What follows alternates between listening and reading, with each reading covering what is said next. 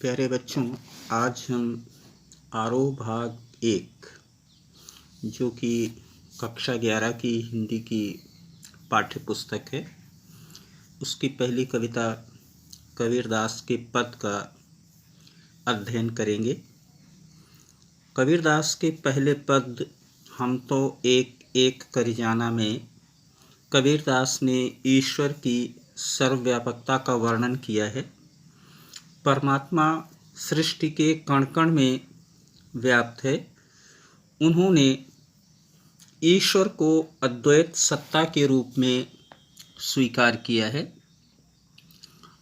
तो ईश्वर चराचर संसार में दृष्टिगत होता है और कबीरदास जी कहते हैं कि हम तो एक एक करी जाना। हमने तो परमात्मा की सत्ता को एक ही परब्रह्म के रूप में जाना है, अर्थात ईश्वर एक है, अद्वैत है। दोई कहें तिन्ही को दो जग। दो जग का अर्थ होता है नरक। जो व्यक्ति परमात्मा को दो कहते हैं या एक से अधिक मानते हैं, अथवा जो आत्मा और परमात्मा दोनों को भिन्न मानते हैं, उन्होंने परमात्मा को नहीं पहचाना है और ऐसे लोग नरक के अधिकारी हैं। एकै पवन एक ही पानी एकै ज्योति समाना। इस संसार में एक ही वायु परिव्याप्त है, एक ही जल है और समस्त संसार में एक ही परम ज्योति व्याप्त है, जिससे ये सारा संसार प्रकाशित होता है। और अगर ईश्वर एक से अधिक होते तो फिर पानी में भिन्नता होती, हवा में भिन्नता होती और कई सारी ज्योतियाँ, प्रकाश पुंज, चाहे वो चंद्रमा हो या फिर सूरज, अलग अलग होते और अलग अलग ईश्वर के अनुसार अलग अलग समय पर उदित होते, परंतु ऐसा नहीं है। इसलिए कबीरदास जी का ये तर्क अपने आप में सटीक है। आगे वो कहते हैं एकै खाक गढ़े सब भांडे एकै कोहरा साना। खाक का अर्थ होता है मिट्टी, गढ़े मतलब तैयार करे, भांडे बर्तन, कोहरा कुम्हार जो मिट्टी के बर्तन बनाता है। तो एक ही मिट्टी से सृजनकार रूपी कुम्हार ने अर्थात ब्रह्मा ने सब प्राणियों की रचना की है, अर्थात सभी मनुष्य एक ही मिट्टी से और एक ही कुम्हार जो कि ब्रह्मा हैं द्वारा निर्मित हैं। और इन सारी बातों से यही सिद्ध होता है कि प्रभु एक है। जिस तरह से कुम्हार एक ही मिट्टी से घड़ा भी तैयार करता है, सुराही भी तैयार करता है, खिलौने भी बनाता है, सकोरे भी बनाता है, जिसे आप प्याली बोलते हैं, कुल्हड़ बनाता है। उसी तरह से अलग अलग तरह के मनुष्य, अलग अलग तरह के जीव जंतु ईश्वर के द्वारा तैयार किए जाते हैं। और आपको ज्ञात है कि हमारे शरीर की रचना 5 तत्वों से मिलकर बनी है। क्षिति, जल, पावक, गगन, समीरा। क्षिति का मतलब मिट्टी, पृथ्वी, पानी, अग्नि, आकाश और वायु। इन 5 तत्वों से शरीर की रचना हुई है और सारे जीवों के शरीर की रचना इन्हीं 5 तत्वों से होती है। आगे वो कहता है कि इस शरीर में जो निवास करने वाली आत्मा है वो किस प्रकार है। वो आत्मा अजर और अमर है। कहता है जैसे बाढ़ी काष्ठ ही काटे अगिन न काटे कोई। बाढ़ी का अर्थ होता है बढ़ई, कारपेंटर, काष्ठ लकड़ी, अगिन आग। तो जिस प्रकार बढ़ई लकड़ी को तो काट सकता है, लकड़ी को काटने से उसमें समाहित जो दाहकता होती है, जो अग्नि तत्व होता है, उसको नहीं काटा जा सकता, उसको नहीं समाप्त किया जा सकता। उसी प्रकार भौतिक उपादानों को तो नष्ट किया जा सकता है, लेकिन उसमें व्याप्त परम ज्योति स्वरूप ब्रह्म ईश्वर को नष्ट नहीं किया जा सकता। दूसरे शब्दों में अगर हम बात करें तो मानव शरीर तो नश्वर है, किंतु उसमें निहित आत्मा अजर अमर है, अकाट्य है, उसको समाप्त नहीं किया जा सकता।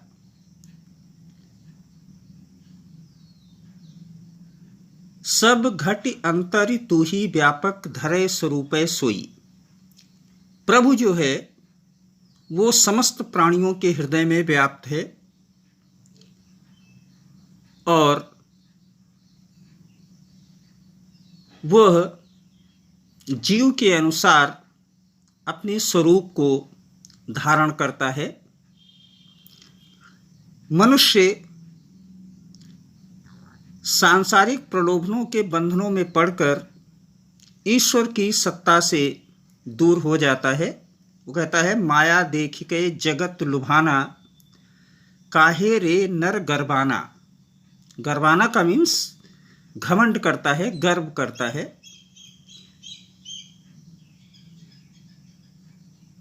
ये संसार माया को देखकर, माया मोह में फंसकर उस पर आकर्षित हो जाता है और अपने अंदर घमंड करने लग जाता है। लेकिन उसे जब घमंड होता है तो वो ईश्वरीय सत्ता से, ईश्वर से दूर हो जाता है। वो परमात्मा जो सृष्टि के कण कण में व्याप्त है उसे पहचान नहीं पाता। उस प्रभु को जानने के लिए आवश्यक है कि व्यक्ति सांसारिक सुखों से दूर रहे, उनका त्याग करे। कहता है निर्भय भया कछु नहीं व्यापय, कहे कबीर दीवाना। कबीरदास जी कहते हैं कि प्रभु भक्ति में अनुरक्त भक्त को किसी प्रकार का सांसारिक भय नहीं रह जाता, वह तो प्रभु प्रेम में लीन हो जाता है। तो इस पद में कबीरदास ने अद्वैत स्वरूप में ईश्वर की आस्था व्यक्त की है। वे आत्मा और परमात्मा को एक ही मानते हैं, परमात्मा की सत्ता के एक ही परब्रह्म के रूप को मानते हैं। और कबीरदास ने इस बात को सिद्ध किया है कि ईश्वर एक है, क्योंकि उन्होंने कहा है कि जिस प्रकार इस विश्व में एक ही वायु और जल है, उसी प्रकार सारे संसार में एक ही परम ज्योति व्याप्त है और उसी से संपूर्ण जगत प्रकाशित है। सभी मानव एक ही मिट्टी से निर्मित हैं और इस प्रकार ईश्वर ने सिद्ध किया है, कबीर ने सिद्ध किया है कि ईश्वर एक ही है। और उस ईश्वर को जानने के लिए ये आवश्यक है कि व्यक्ति मिथ्या दंभ माया मोह अर्थात सांसारिक सुखों को त्यागे।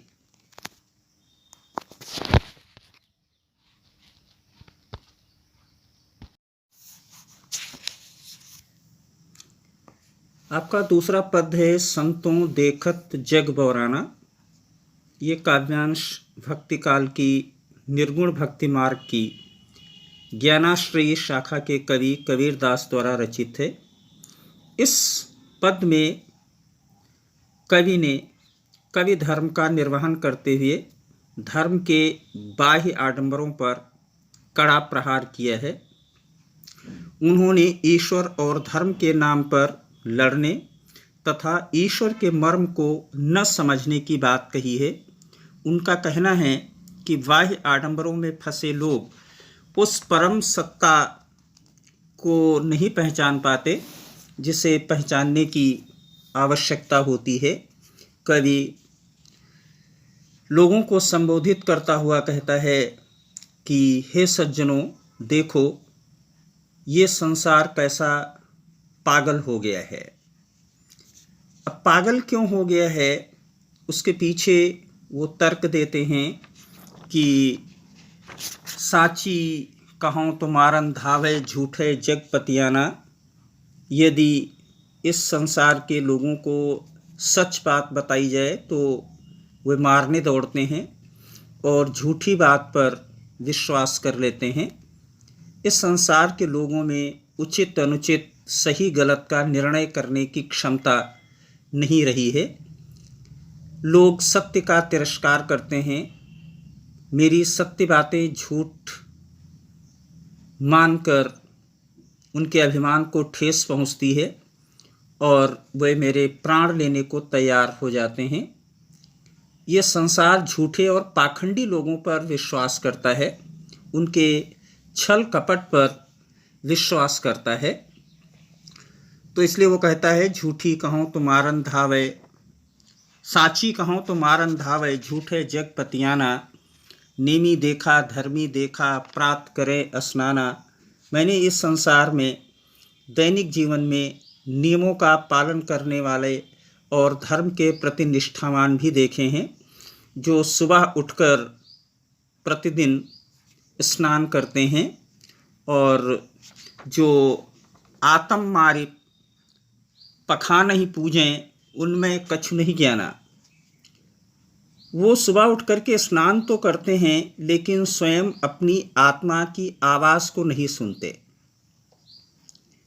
और पत्थरों की पूजा करते हैं।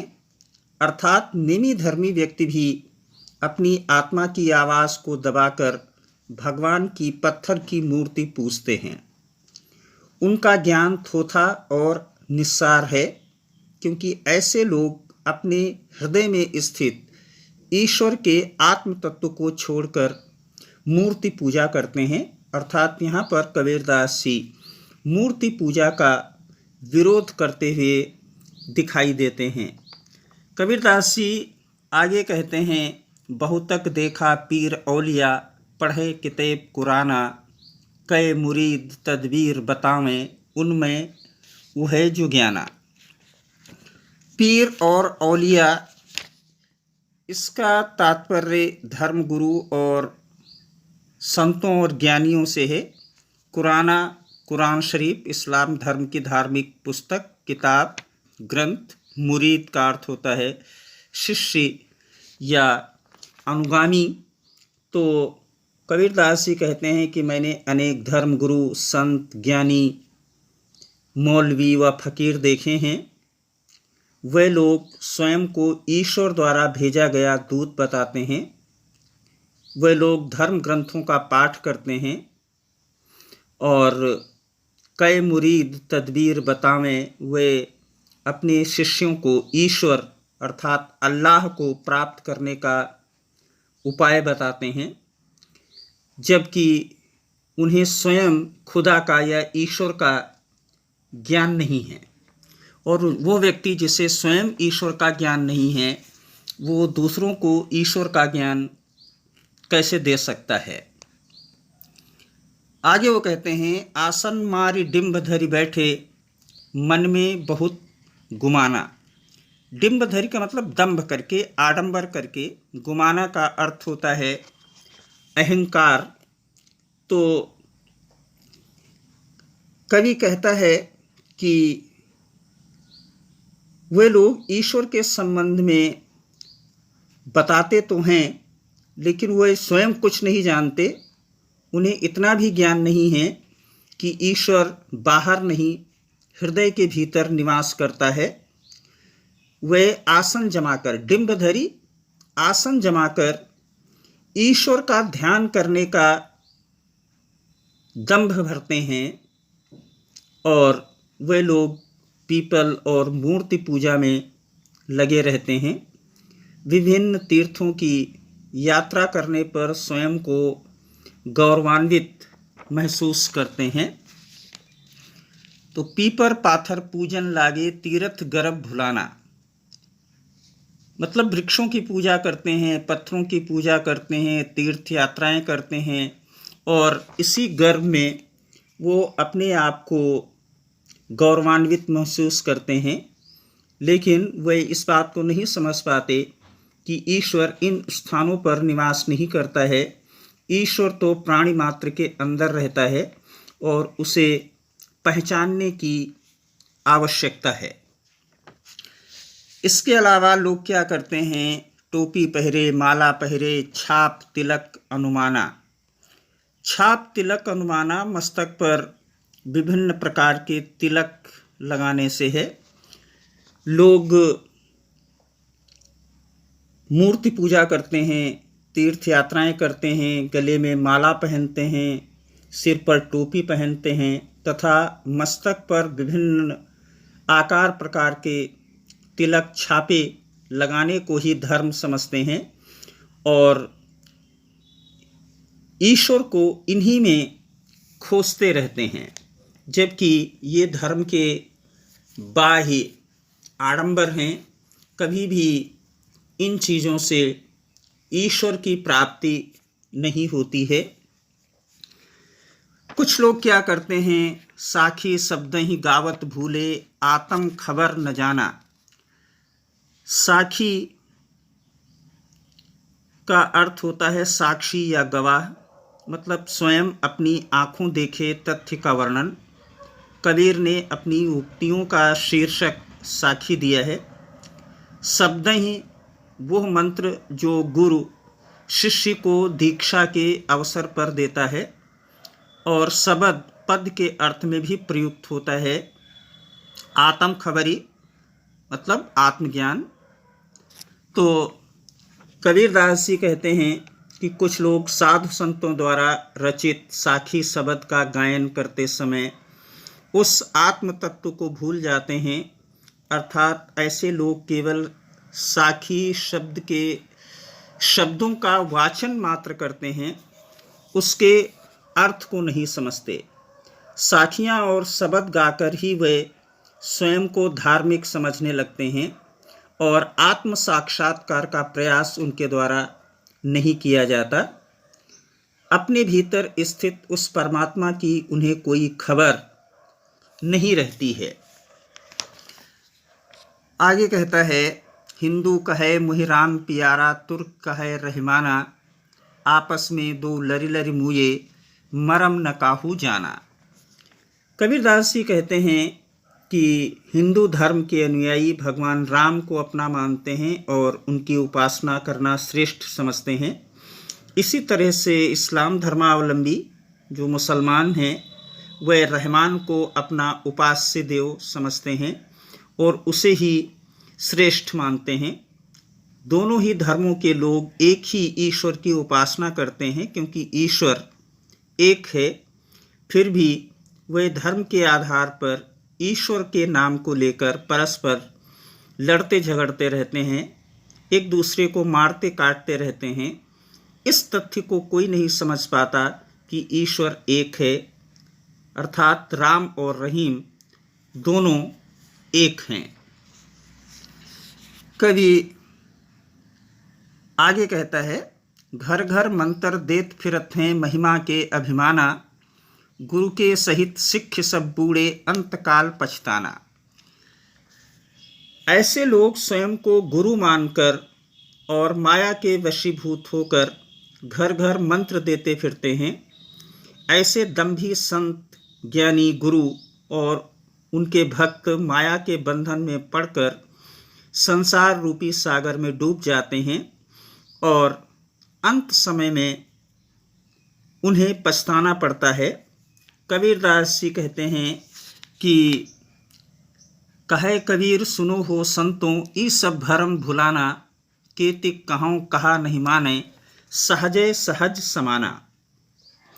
ये सब लोग हृदय में स्थित उस परमात्मा को भूल गए हैं। इन्हें कितना ही कहो अथवा समझाओ कि ईश्वर एक है और वह हमारे हृदय में ही स्थित है, किंतु वे इस बात को नहीं मानते। ईश्वर तो सहज रूप में सभी में व्याप्त है और उस परम सत्ता को धर्म के बाह्य आडंबरों के द्वारा प्राप्त नहीं किया जा सकता।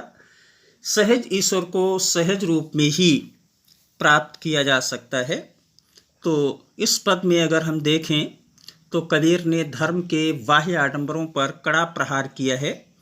उन्होंने हिंदुओं में प्रचलित पीपल पूजा, मूर्ति पूजा, तीर्थ यात्रा, माला पहनना, तिलक छापा आदि धर्म बाह्य आचरणों का खंडन किया है।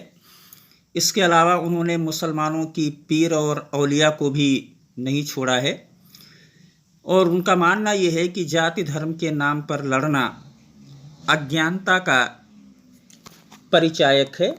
तो कबीरदास जी इस पद के माध्यम से संदेश देना चाहते हैं कि लोग धर्म और मजहब के नाम पर आपस में न लड़ें, क्योंकि ईश्वर एक है और वो प्राणी मात्र के अंदर विद्यमान है।